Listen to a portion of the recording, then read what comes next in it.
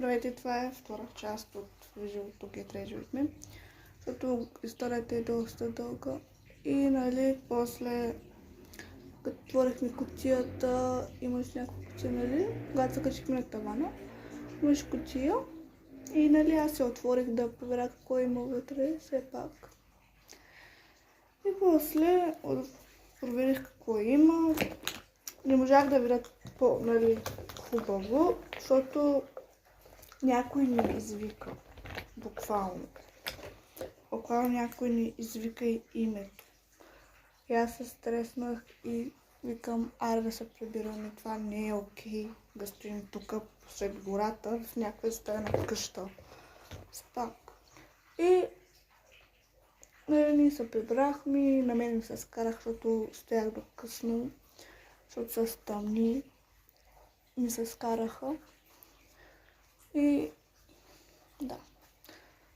После казах, нали, че повече няма да идвам така, това, такива работи. И после се влизам в стаята и виждам една кутия точно по средата на стаята. И си викам, какво е това, сигурно някой ми е направил подарък или нещо ли.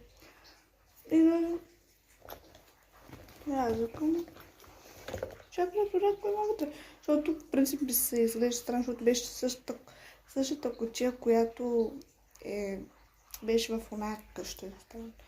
Аз към нека да проверя. А пък утре имаш същата кукла, която беше в къщата.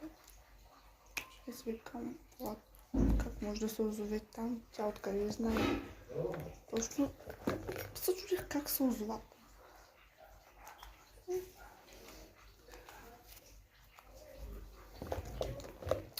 И си викам, добре.